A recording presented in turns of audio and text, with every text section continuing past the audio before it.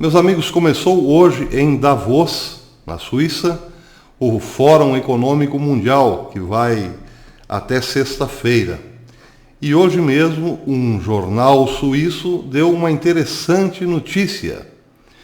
O jornal descobriu que, em agosto do ano passado, a polícia suíça parou 2 encanadores por suspeitar de suas atividades.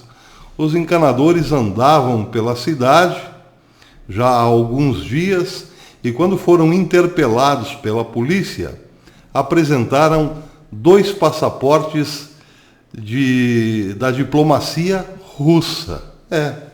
Não eram encanadores, eram diplomatas russos, embora os seus passaportes não estivessem registrados na Suíça como diplomatas.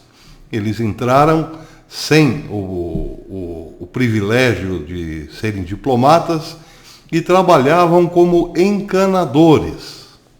Muito suspeito, claro. A polícia suíça deu um aperto nos encanadores e eles acabaram revelando que estavam lá instalando aparelhos de escuta para serem usados agora, durante o Fórum Econômico Mundial.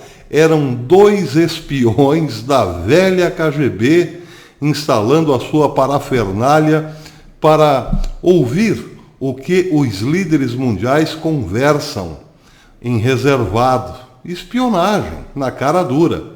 A velha e boa KGB em operação na Suíça. A matéria saiu hoje no Infobae e diz que as forças de segurança suíças frustraram uma operação de espionagem em agosto, quando interceptaram 2 agentes de inteligência russos que fingiam ser encanadores na cidade de Davos, onde o influente Fórum Econômico Mundial é realizado todos os anos, revelou o jornal Tages Anzeiger, hoje, terça-feira. De acordo com o relatório do jornal, os 2 encanadores russos foram interceptados pela polícia suíça em agosto de 2019 e, no meio da investigação, apresentaram passaportes diplomáticos, ainda que não estivessem credenciados na Suíça, mas conseguiram depois deixar o país apelando para a lei da imunidade. Os homens apresentaram-se à polícia como encanadores inicialmente. Pois é, mas alguma coisa fez a polícia suspeitar. Polícia com bom faro nesse caso. As autoridades federais suíças, diz o Infobae, suspeitavam que eram agentes de inteligência. Bem, aqui eu preciso fazer uma correção a mim mesmo. Não é só o faro. Certamente, nesses casos, outros agentes da contra-espionagem acabam sempre batendo um fio, como se dizia no passado, para as autoridades locais. Certamente algum outro agente os reconheceu.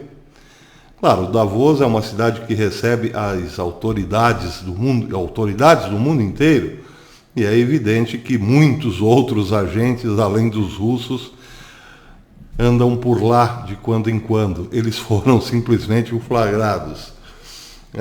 O Infobae continua dizendo que eram agentes secretos de inteligência que estavam se passando por encanadores para poder instalar equipamentos de vigilância em diferentes locais estratégicos da cidade e que recebe todos os anos os mais poderosos do planeta, de acordo com o relatório. A polícia do cantão de Guinsons confirmou ter realizado uma verificação de identidade de rotina em 2 cidadãos russos em agosto de 2019, mas observou que não havia sido estabelecido um vínculo entre a visita à cidade e o Fórum de Davos, segundo a agência Reuters. É verdade que checamos 2 cidadãos russos em Davos e eles se identificaram com passaportes diplomáticos, mas não conseguimos estabelecer nenhuma razão para impedi-los ou para prendê-los, trancafiá-los no país.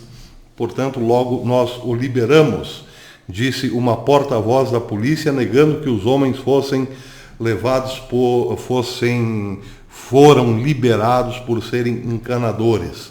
A polícia disse que sim, confirmou que eram agentes russos, mas os liberou porque não tinha como ligar a presença deles em Davos com a espionagem.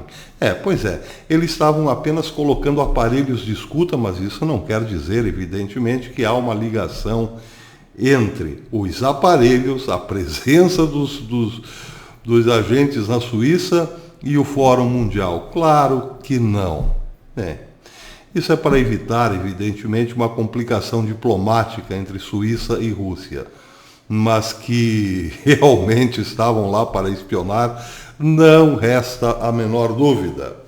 Os passaportes diplomáticos são entregues a funcionários sêniores, não a trabalhadores manuais, disse o representante da polícia suíça, referindo-se à suposta fachada de encanador dos agentes russos. Acho que provavelmente foi uma piada boba. Pode ter sido uma piada boba. O que efetivamente pode se descobrir espionando líderes mundiais em Davos? Nenhum grande segredo é revelado em quatro paredes nessas cúpulas. Claro que não. Ninguém vai apresentar grandes projetos nos dias da reunião. Provavelmente não. Mas há muito interesse, a Rússia, sobretudo, tem muito interesse na vida particular de autoridades mundiais. Vejam o caso de Donald Trump, por exemplo.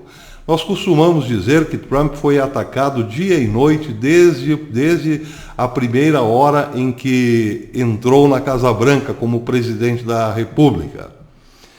Só que nós esquecemos também de várias tentativas de colocar Trump no olho do furacão por escândalos amorosos. Escândalos amorosos. Nós sabemos que isso, para a opinião pública, conta, e muito. Por falar em escândalos amorosos, o Irã está de bronca, mas muita bronca, com o primeiro-ministro do Canadá, Justin Trudeau. E pode ser que, porque a Rússia tem uma boa relação com o Irã, Trudeau, quem sabe, é também alvo para esse tipo de espionagem. Assim como Volodymyr Zelensky, o presidente da Ucrânia. Dizem que os dois costumam exagerar depois do expediente. Exagerar nas companhias e na diversão depois do expediente. É possível acreditar, sim, que os espiões russos estavam lá para espionar não grandes segredos industriais ou econômicos, mas segredos de quatro paredes, principalmente aqueles debaixo dos lençóis. Quem sabe? Agora, o interessante é que nós ouvimos sempre falar de espiões russos. Há muito que